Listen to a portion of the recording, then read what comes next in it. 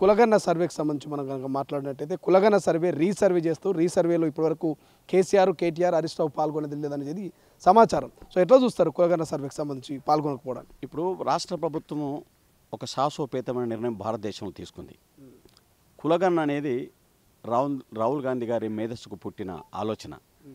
అయితే ఎవరి నిష్పత్తి ప్రకారంగా వాళ్ళకు వాటా ఇవ్వాలా దేశవ్యాప్తంగా చట్టసభల్లో కానీ పార్లమెంట్లో కానీ లేక గ్రామ స్థానిక సంస్థల్లో కానీ అనేది రాహుల్ గాంధీ డిమాండ్.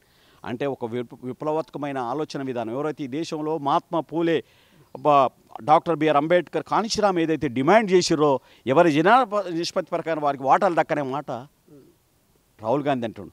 దాన్ని పురస్కరించుకొని రేవంత్ రెడ్డి గారి శాసనంతో నిర్ణయం తీసుకుంటే మీరు పాల్గొనకుండా విమర్శలు చేసేది అంటున్నాం. సర్వేలో పాల్గొనని మీకు విమర్శించే హక్కు కూడా లేదు.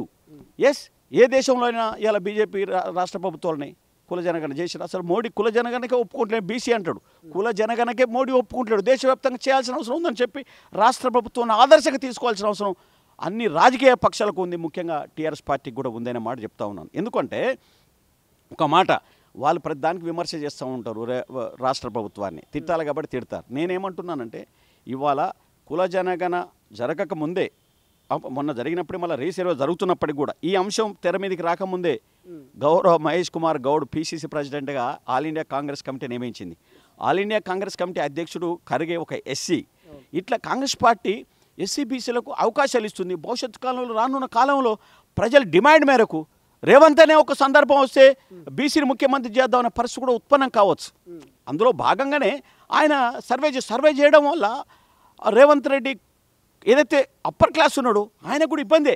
కానీ ఒక త్యాగబుద్ధితో రాజకీయాల్లో తప్పదు, నేడు కాకుండా రేపైనా ఎవరి మాట వాళ్ళకి ఇవ్వాల్సిన అవసరం ఉందనే మాట మీద ముఖ్యమంత్రి దూరదృష్టితో సర్వే జరిపిస్తే సర్వేలో పాల్గొనకుండా మీరు విమర్శలు నిందలు వేయడం అనేది సమంజసం కాదు, న్యాయసమ్మతం కాదు అనే మాట నేను కేసీఆర్కు, హరీష్ రావుకు, కేటీఆర్కు విజ్ఞప్తి చేస్తూ ఉన్నాను. సో ఎట్లా చూస్తారు? ఇప్పటివరకు బీసీ నినాదంతో కాంగ్రెస్ బీజేపీ ముందుకెళ్తుంది, కానీ బీఆర్ఎస్ ఎక్కడ బీసీ నినాదం కావచ్చు, బీసీ వర్కింగ్ ప్రెసిడెంట్నో బీసీ ప్రెసిడెంట్నో ఎక్కడ కూడా అనౌన్స్ చేస్తామన్నట్టుగా చెప్పలేదు. సో ఎట్లా చూస్తారు దీన్ని? నేనేమంటున్నానంటే అది యాక్చువల్గా ప్రాంతీయ పార్టీ, అందులో వాళ్ళు కేసీఆర్, కేటీఆర్, హరీష్ రావు, కవిత తప్ప ఎవరికి మాట్లాడే కాంగ్రెస్ పార్టీలో చూడండి ఒకరిని ఒకడు ఎట్లా ప్రజాస్వామ్యం, అతి ప్రజాస్వామ్యం ప్రశ్నిస్తారు. అందులో ప్రశ్నిస్తే ఉంచుతారా? నా బోటోడు కూడా సిన్సియర్ సైనికుల్లాగా పనిచేస్తాడు. నేను విమర్శ చేయట్లేదు మా కాంగ్రెస్ పార్టీలో అన్యాయం జరిగినప్పటికీ కూడా, కానీ అందులో ఊకుంటారా? కాబట్టి వాళ్ళు చేయరు. మీకు మాట చెప్తున్నా, మహిళా మంత్రి లేరండి, ఎస్సీ మంత్రులే కూడా నడిపించారండి టీఆర్ఎస్ గవర్నమెంట్లో. వాళ్ళకు దళితుని ముఖ్యమంత్రి చేస్తాను చేయలేదండి. ఇలా మేము చెప్పకుండానే చేసే పరిస్థితి డిప్యూటీ సీఎం అన్న చేయగలిగినాం. రేపు భవిష్యత్తులో మీరు అన్నట్టు రేవంత్ రెడ్డి గారు అంటున్నట్టుగా భవిష్యత్తులో ఏదైనా జరగవచ్చు. అది టీఆర్ఎస్కు, బీసీలకు, ఎస్సీలకు ప్రాధాన్యత ఉండదు. అది వాళ్ళ కనుసన్నలో ఉండే పార్టీ. కాంగ్రెస్ పార్టీ అట్లా కాదు. ఇలా రేవంత్ రెడ్డి గారికి తెలవకుండా డైరెక్ట్గా ఢిల్లీలో సోనియా గాంధీని కలిసేటోళ్ళు, రాహుల్ గాంధీని కలిసేటోళ్ళు. అవసరమైతే వాళ్లకు ఆ స్వేచ్ఛ ఉంది కాంగ్రెస్ పార్టీలో. దాన్ని రేవంత్ అన్న కూడా సౌద్దేశంతోనే ఈ సర్వే చేపించి రాహుల్ గాంధీ ఆలోచనను బలపరచాల్సిన అవసరం ఉందనే మాట, ఆయనకు భవిష్యత్తు కాలంలో ఇబ్బంది అవుతుందని తెలిసి కూడా త్యాగాలకు సిద్ధపడ్డాడు. ఆ విషయంలో మనం గౌరవ ముఖ్యమంత్రి రేవంత్ రెడ్డి గారిని కుల మతాలకు అతీతంగా, రాజకీయ పార్టీలకు అతీతంగా అభినందించాల్సిన అవసరం ఉంది.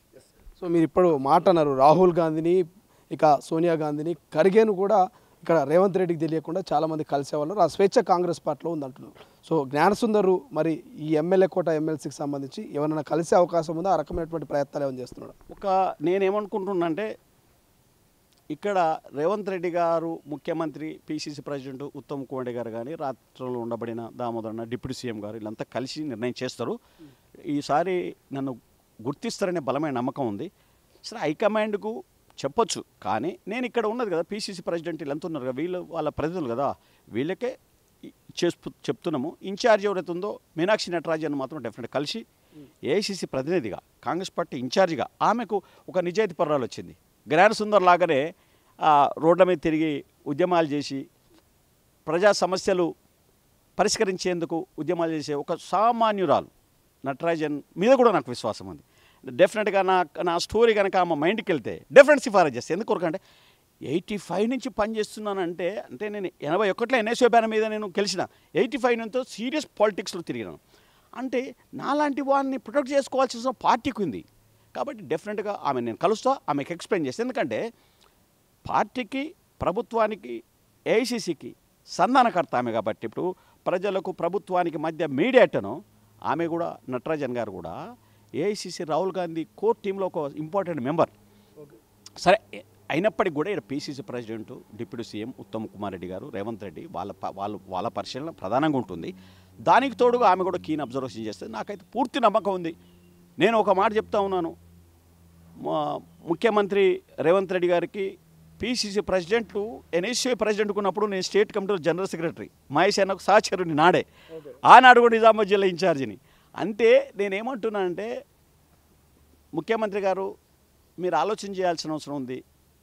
నేను ఎన్నికల కొరకు రాజకీయాలు చేసేవాడిని కాదు. ఎన్నికల కొరకు రాజకీయాలు చేస్తే టికెట్ రాకపోతే ఇంట్లో బండి మళ్ళీ టికెట్ చేసినప్పుడు టికెట్కి వస్తా. వచ్చినా రాకున్నా గుండె నిబరంతో, ఆత్మవిశ్వాసంతో ప్రజల మధ్య పరిగెత్తుతూ ఉన్నాను. ఇలా నాకు 60 సంవత్సరాలు వచ్చినాయి, అయినా యువకుల్లాగానే బిహేవ్ చేస్తూ ఉన్నాను.